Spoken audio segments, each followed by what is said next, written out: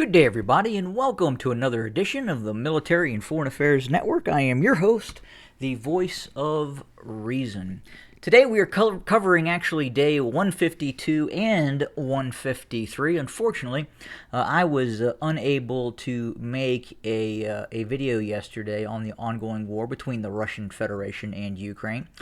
So yesterday would have been 152, and obviously today is 153. Had a very large project here at Casa DVOR, in which we were replacing quite a few windows here, and that project is done with.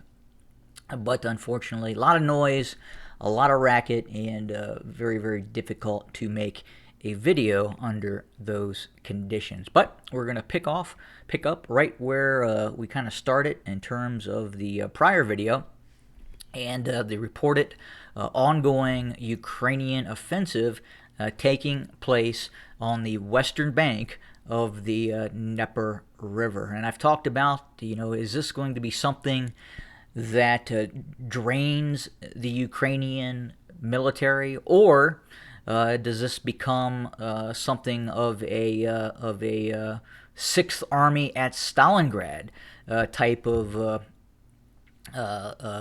issue for the Russians?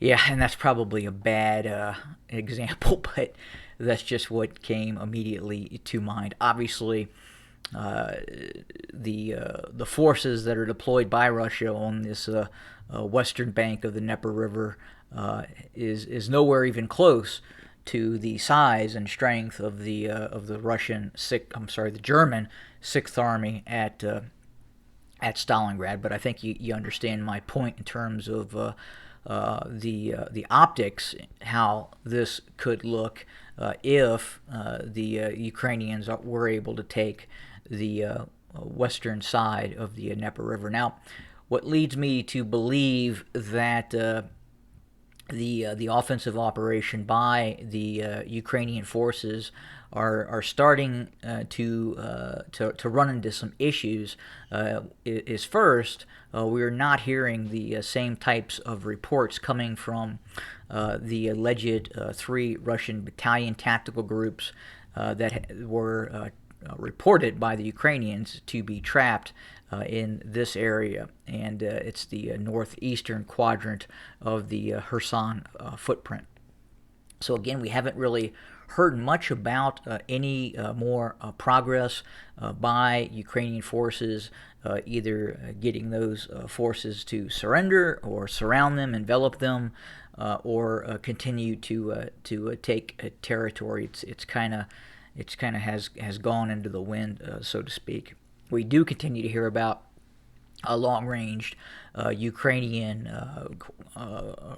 rocket systems, probably HIMARS, hitting deep behind Russian lines, to include possible targeting on the eastern bank of the Dnieper River as well. We've heard about several railway junctions being hit by some sort of weapon system on the Russian side of things. But again, there has been no real confirmation, just reports trickling in from those strikes being conducted by the Ukrainian military. We've also heard that the Ukrainians have hit the outskirts of Kherson city proper. Now, we know there is a airport, in all likelihood, that's not being used, as it has been hit repeatedly by Ukrainian forces. The Russians did suffer some casualties in those strikes, and have since decided not to use that facility anymore. Right now, the Russians are looking to repair the airbase at Melitopol, and will probably use that for more closer air support operations, as opposed to some of the air bases down in the Crimea. In other news, we have heard reports that Zelensky has sacked the head of the Ukrainian Special Operations Forces. Now, that's a significant event, and we don't know why that has occurred. Obviously, there has been some other recent sacking of personnel, such as the head of Ukrainian Security Agency and obviously the chief prosecutor of Ukraine as well. So I've had the opportunity to speak to some folks, and at least in terms of the American viewpoint, it is unsettling. So I'm not sure what is happening internally inside of Ukraine, but obviously there is some definite friction. And obviously, when you start to sack the head of your special operations forces in the middle of a war, there's something going on, and obviously that information is not being released on why that occurred. Now, kind of back to the tactical events of things, we have continued to see Russian forces push towards Bakhmut. And again, I know this map is a little old, a little dated, and is not representing things entirely accurate on the ground.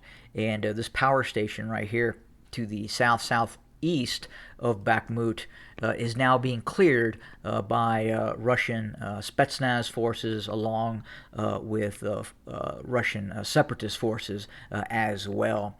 And they have driven Ukrainian forces out of this area. The Ukrainians had a fairly strong defensive lines set up along the E40 and especially near the power station. It would have been a very, in terms of a hard target for the Russians to saturate with heavy artillery. Obviously, the risk of destroying and causing some sort of ecological disaster is omnipresent. So the Russians had to clear said town with light infantry and motorized rifle units as well.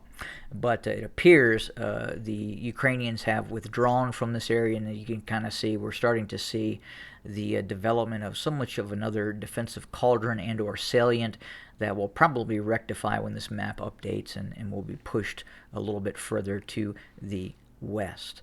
In other news, we continue to hear about the buildup of Russian forces, and I talked about how the Russians are able to strike at Ukrainian supply depots.